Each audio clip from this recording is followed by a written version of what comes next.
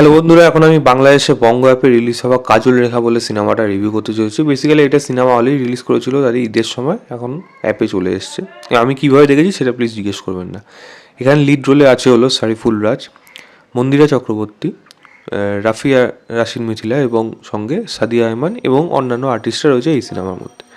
গল্পটাই ছোটো করে বলি, কাজল রেখার গল্প এখানে বলা হচ্ছে। যে রোলটা প্লে করছে এখানে সাদিয়া আয়মান ছোটোবেলায়, এবং বড় সময় সে মন্দিরা চক্রবর্তী সেই রোলটা প্লে করেছে। তার জীবন এবং এই সময়কালটা দেখানো হচ্ছে অনেকটাই পুরনো সময়, যেই সময় দাস প্রথা প্রচলন ছিল এবং একে অপরকে দাসী যেভাবে কেনা হতো, ওই সময় একটা ঘটনা।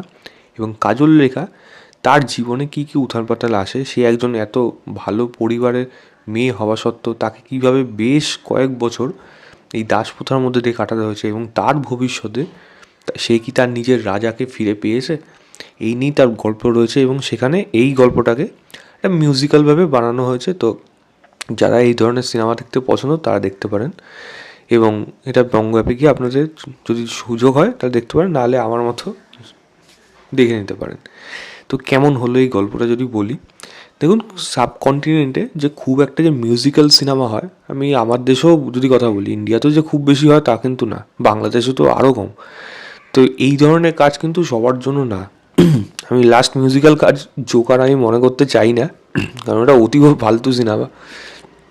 কিন্তু এই কাজটা যদি বলি, মিউজিক্যাল কাজ যদি হয়ে থাকে, এই সিনেমার গানগুলো কিন্তু ভালো, ডেফিনেটলি ভালো। তবে এই সিনেমার মধ্যে যে মিউজিক্যাল ট্রিটমেন্টটা করা হয়েছে সেটা কিন্তু সবথেকে বড় এই সিনেমাটা একটাই ইউএসপি। কারণ গানগুলো ইটসেলফ গল্পটাকে কিন্তু এগিয়ে নিয়ে যাচ্ছে, এবং এই মেয়েটির যে ক্যারেক্টার সে যে যে জিনিস ফেস করছে সেগুলোকে কিন্তু এগিয়ে নিয়ে যাচ্ছে, এবং সঙ্গে গানের মাধ্যম দিয়ে সেগুলোকে বোঝানো সত্যি কিন্তু টাফ হয়ে যায় যদি এটা প্রপারভাবে গানগুলো ওয়ার্ক না করে।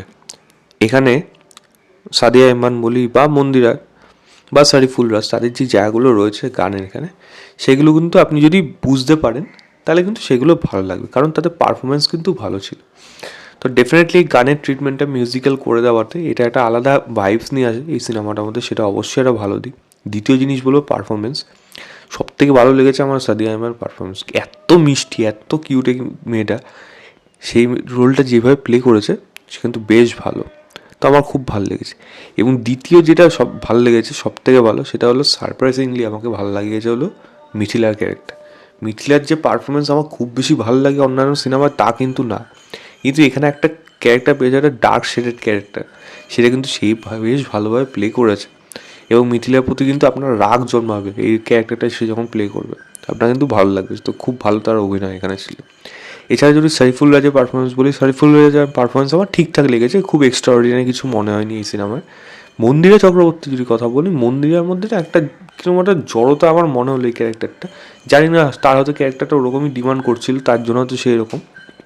মন্দিরা চক্রবর্তী দেখতে খুব সুন্দর, তাকে খুব মানে মানে রূপের তার প্রশংসা ডেফিনেটলি করা উচিত, বাট তার পারফরমেন্সও মনে হয় আরও একটু বেশি ইম্প্রুভমেন্ট দরকার ছিল। বাকিদের পারফরমেন্স অ্যাভারেজ আমার এখানে মনে হয়েছে।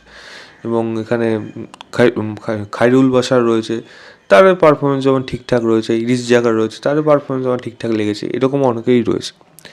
তৃতীয় জিনিস বলবো হলো, এখানে গ্রাম বাংলাটাকে কিন্তু সুন্দরভাবে ফুটিয়ে তুলেছে। তাতে সেট ডিজাইন, কস্টিউম ডিজাইন ঠিক আছে, কস্টিউম যাই হয়ে থাকুক, সেট ডিজাইন যেরকম করা, সিনেমাটোগ্রাফি প্রশংসা করব। সেখানে কিন্তু সেই সময় সেই এরাটাকে খুব কম বাজেটে তো সিনেমা এগুলো বানানো, তো সেটা পরিষ্কার প্রিমিয়াম কোয়ালিটি কাজটা দেখে বোঝা যায় যে এর মধ্যে নেই, খুবই কম লো বাজেটের সিনেমা, কিন্তু তার মধ্যে যেরকম ফুটিয়ে তুলেছে গল্পের খাতিরে সেই সময়কালটাকে, সেটা কিন্তু প্রশংসা ডেফিনেটলি করা উচিত। তো ডিরেক্টর এখানে অবশ্যই প্রশংসা করব, তার চোখে যেই সময়কালটা এবং যেই জায়গাটা দেখাতে চেয়েছে সেটা কিন্তু দেখাতে সক্ষম হয়েছে। এবং ডায়লগের যদি কথা বলি, কিছু ডায়লগ রয়েছে যেগুলো কিন্তু আপনার ভালো লাগবে, আবার কিছু কমিক রিলিফ দেওয়ার জন্য মুহূর্ত রেখেছে, যেটা কিন্তু আপনার খুব ফোর্সফুলি মনে হবে না, ঠিকঠাক মনে হবে। এছাড়া ছোটোখাটো দিক রয়েছে এই সিনেমার মধ্যে যেগুলোকে ভালো বলা যায়, তবে খারাপ দিক কী রয়েছে, এই চিত্রটা তো না খুব একটা বেশি এনগেজ করে রাখতে পারবে না, এটা প্রচুর স্লো পেস কাজে করা হয়েছে, এবং গানের এত ব্যবহার করা হচ্ছে, গানের ব্যবহার সবই ঠিক থাকে যদি সেই জায়গাগুলোকে জোর করে স্ট্রেচ করে বড় না করা হয়। একটা মোমেন্ট, এক একটা এই ধরুন একটা জায়গাতে এই এতক্ষণ অবধি দেখানোর প্রয়োজন, সেটাকে যদি এতটা ভিতরে দেখায় তখন সেটা হয়ে যায় বোর, তখন কিন্তু বোর লাগতে শুরু করে। এই কাজটার মধ্যে, এই চিত্রনাট্যের মধ্যে সেই বোর ব্যাপারটা কিন্তু আপনার চলে আসবে, কারণ স্ট্রেচ করে করে বড় করা হচ্ছে, এটা আপনি পরিষ্কার বুঝতে পারবেন, যেটা আপনার সিনেমার ক্ষেত্রে একটা বড় খারাপ দিক হয়ে দাঁড়াচ্ছে। এবং এই কাজল রেখা তার পরিবারের কাছে একটা আসছে অদ্ভুত পাখি, সেই পাখিটার যে রহস্যটা সেটা কিন্তু এখানে যেভাবে আসলো, আমার মনে হয় সেটা ব্যাপারে আরও বেশি একটু এক্সপ্লেন করতে পারলে গল্পের মধ্যে আরও বেশি খাতিরে এইটা কিন্তু প্রয়োজন ছিল, আমার অ্যাটলিস্ট মনে হয়েছে যেটা এখানে একটু খামতি থেকে গেছে। এরকম ছোটোখাটো কিছু সাবপ্লট রয়েছে এই গল্পের মধ্যে, যেগুলোকে মনে হয় পুরোপুরি তারা জায়গা দেয়নি সিনেমার মধ্যে। যদিও 2.5 ঘন্টা সিনেমা হওয়া সত্ত্বেও সিনেমাটা কিন্তু একটা সময় মনে হয় বেশ বড় হয়ে গেছে, সেই জায়গাগুলো দিলে কিন্তু অনেকটা বেশি বেটার হতো। তাই আমি বলবো এটাকে একবার আপনি দেখতে পারেন। এটাকে আমি খারাপ সিনেমা বলবো না, তবে খুব দারুণ কিছু দুর্ধর্ষ হয়েছে তা বলবো না। ওয়ান টাইম ওয়াচের জন্য আমি এই সিনেমাটাকে, এই ট্রিটমেন্টের জন্য 3 স্টার দেবো আউট অফ 5 বলবো।